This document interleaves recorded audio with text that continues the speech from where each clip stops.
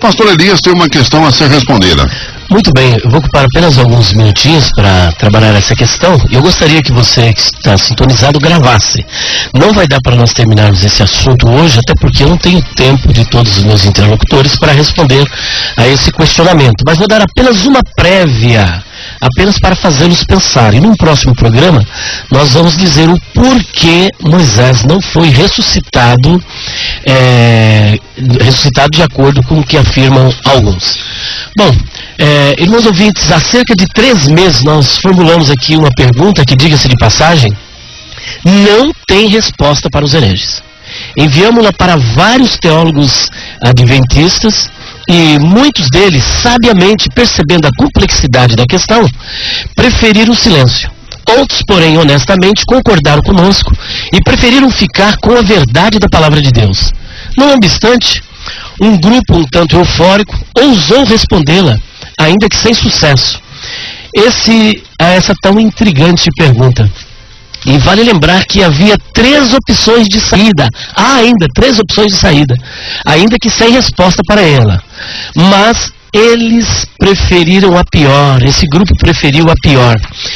Agora vejam só, nesses tempos pós-modernos, parece-me que os valores dos absolutos morais estão sendo relativizados. Pois a verdade da palavra de Deus está sendo colocada de lado, a verdade passou a ser mentira, e a mentira passou a ser verdade. Diante de tudo isso, a Igreja do Senhor Jesus Cristo precisa ousadamente se levantar contra o relativismo moral, contra as heresias, e realmente proclamar a verdade para o tempo do fim, e não o fim para o tempo da verdade. A verdade sempre será verdade, pois Deus não condescende com o relativismo moral e muito menos com a mentira. Será que a verdade agora está tendo prazo de validade? Será que a verdade é a palavra de Deus ou ela virou produto de supermercado? Mas nada podemos contra a verdade, senão em favor da própria verdade, de acordo com 2 Coríntios 13:8. Seja Deus verdadeiro e mentiroso todo homem, Romanos 3, versículo 4. Mas vamos à pergunta, e a pergunta é: se Moisés realmente ressuscitou, como afirma Ellen G. White, e olha o que ela diz: Moisés passou pela morte, mas Cristo desceu e lhe deu vida antes que seu corpo visse a corrupção. Satanás procurou reter o corpo, prendendo-o como seu, mas Miguel ressuscitou Moisés e levou-o ao céu.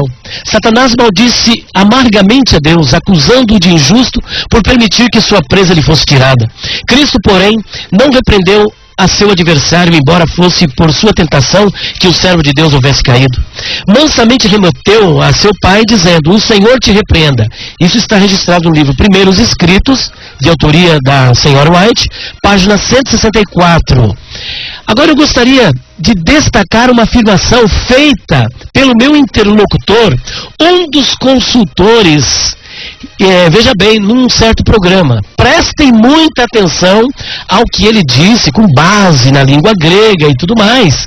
Ele disse o seguinte: se for provado que após 30 dias Moisés ainda permanecia morto, então Ellen White cometeu um crasso erro, e onde há um erro, com certeza haverá outros. Temos então que convir que Moisés não ressuscitou. E o que houve no Monte da Transfiguração, o Moisés que ali apareceu, pode ter sido ele como uma alma imortal, uma visão, como alguns afirmam com base em Mateus 17:9. Estas são as palavras do meu interlocutor, que se for provado que após 30 dias Moisés ainda permanecia morto, então Ellen White cometeu um crasso erro, e onde há um erro, com certeza haverá outros. Agora preste atenção. Agora vamos analisar a resposta oferecida pelo referido grupo que nós citamos, e ver se ela se sustenta diante do escrutínio bíblico. Antes, porém, queremos apresentar as muitas falhas, os fios soltos, como eles usaram esse termo no YouTube, que eles deixaram ao tentar responder esta tão intrigante questão. Talvez não vai dar para trabalhar a questão, mas vamos apresentar apenas as falhas. Em primeiro lugar, houve falta de verdade na apresentação do apresentador. Olha só, na tentativa de proclamar a verdade para o tempo do fim, certa pessoa acabou faltando com a verdade, ou no mínimo, omitindo a verdade, pois apresentou um dos seus consultores como se fosse um autodidata, quando na verdade ele já recebeu vários diplomas de acordo com a afirmação de um outro consultor do mesmo programa. Como é que podemos começar um programa que se propõe proclamar a verdade faltando com a mesma? Afinal, o rapaz é autodidata ou foi aluno por um bom tempo de um professor de grego e também de hebraico e um grande conhecedor das escrituras? Irmãos, precisamos falar a verdade. Segundo ponto, esse interlocutor, esse consultor, ele não tem competência exegética ou teológica para resolver a questão, porque ele fez exegese com do texto hebraico a partir do texto grego. Não conhece o hebraico. Josué foi escrito em hebraico. Qualquer exegeta que se preze e tenha competência para fazer exegese e não exegese, usa o hebraico para fazer exegese do hebraico e não o texto grego. Esse procedimento é adotado pelo nosso interlocutor. Ele é anti-acadêmico. Nenhum consultor, exegeta que se preze faria um negócio desse. Outro sim. Qual é o valor da Septuaginta usada pelo nosso interlocutor para fazer exegese de texto hebraico? Ora, do ponto de vista histórico, ela é muito importante para confirmar a veracidade do texto hebraico, pois ela é uma tradução ainda que cheia de erros, de interpolações, erros de informações. A Septuaginta não é 100% confiável, pois tem sérios problemas de tradução. A Septuaginta, ela não é o texto original do Antigo Testamento, pois o Antigo Testamento foi escrito em grego e a Septuaginta é uma tradução grega do texto hebraico. Por exemplo, em Jonas 3:4, olha só, no texto hebraico e no latim, em português, por exemplo, está escrito: ainda 40 dias e Nínive será subvertida. Mas vocês sabem o que está escrito na Septuaginta? Está escrito assim, ó, ainda em 3 dias. Ora, foram 40 dias ou foram 3 dias? Afinal, é em 3 dias ou em 40 dias? Esses são os problemas da Septuaginta. E são vários outros. Por exemplo, a Igreja Católica, para legitimar as heresias combatidas pelos reformadores, recorreu ao texto da Septuaginta, inserindo no cânon sagrado os livros apócrifos e, da mesma sorte, esse grupo, para legitimar a lenda herética da suposta ressurreição de Moisés, visto que não encontram apoio na Bíblia Sagrada, recorreram ao texto da Septuaginta. Isso não é curioso? Olha, pessoal, qualquer semelhança, eu posso te afirmar, não é mera coincidência não, viu? E outra coisa, a falsa interpretação que ele fez. Ele disse o seguinte, olha, vocês podem até ouvir: eu creio que a irmã Ellen White foi iluminada por Deus, tá? Para poder dissecar esse assunto aí, que realmente Moisés ressuscitara. Essas são as palavras dele. E ainda diz, ó, a verdade, olha só, a verdade é que Moisés nem tenha chegado a morrer. E aí ele quase completou, ele foi transladado. Essa é uma opinião minha. Ufa, graças a Deus que é a opinião dele, né?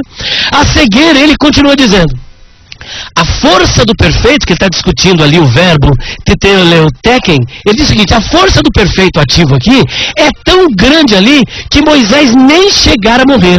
Talvez fechou o olho e abriu já na glória. Gente, que aberração, que deturpação. Onde está escrito isso na Bíblia? Será que esse pessoal e a profetisa do movimento estão acima da Bíblia? E o sepultamento, quando é que ele foi feito? Ora, como é que esse pessoal tem a coragem de fazer uma afirmação tão absurda como essa? Pois ao afirmar que Moisés fechou os olhos e já os abriu na glória, fazem de Deus um mentiroso. Pois o próprio Deus disse na sua palavra que sepultou o corpo de Moisés. Mas como sepultar um corpo que foi ressuscitado? Como é que ele poderia sepultar Moisés se não havia corpo? Como é que ele poderia sepultar Moisés se ele, de acordo com esses exegetas, estava vivo, ressuscitado? Por qual corpo Satanás, então, de acordo com Judas 9, contendia com o arcanjo Miguel, uma vez que, segundo esses exegetas, ele estava vivo? Como é que Deus poderia fazer uma loucura dessas? Matar, ressuscitar, depois enterrar Moisés vivo e matá-lo novamente debaixo da terra? E mais, como é que Moisés poderia ter sido ressuscitado pelo arcanjo Miguel se Deus disse para Josué que ele estava morto? Ora, se ele foi ressuscitado, logo estava vivo. E se estava vivo, por que o povo pranteou durante 30 dias? Onde está escrito na Bíblia, não no livro de Ellen White, que Moisés foi ressuscitado pelo arcanjo Miguel? Agora, para finalizar, ouçam que dois grandes teólogos adventistas, os mais influentes do UNASP, que é o Centro Universitário Adventista de São Paulo, me responderam por e-mail. Eu não vou citar o nome deles aqui, por questão de respeito e de ética, mas se alguém precisar de uma prova, eu tenho aqui, olha, no meu computador, no meu e-mail, acerca da pergunta sobre a suposta ressurreição de Moisés. Olha só o que um deles respondeu. Esse respondeu mais simples. Prezado Elias, não há nenhuma passagem explícita sobre como se deu a ressurreição de Moisés. O que temos são inferências, ou seja, não tem evidência, não tem prova clara. Agora veja que o outro, que é o mais renomado, o mais influente doutor em Antigo Testamento pela Universidade de São Paulo, vou deixar o nome dele no anonimato. Olha o que ele diz com todas as letras. A Bíblia não afirma que Moisés foi ressuscitado pelo arcanjo Miguel. Quero repetir. A Bíblia não afirma que Moisés foi ressuscitado pelo arcanjo Miguel. Essa ideia parece ter surgido a partir de uma afirmação de Orígenes de Alexandria, baseado em alguns textos considerados apócrifos. Se lembra da Septuaginta? Se lembra da Igreja Católica? Para validar as heresias, por exemplo, a missa pelos mortos, que Martinho Lutero combateu os reformadores, usaram também os livros apócrifos. Olha o que ele diz ainda. No livro de Judas, Miguel aparece identificado como um arcanjo, que contendia com Satanás pelo corpo de Moisés. Esse texto não faz nenhuma referência à ressurreição do libertador de Israel, mas a um processo de julgamento dos que saíram do Egito, os que creram para a salvação e os que não creram para a destruição.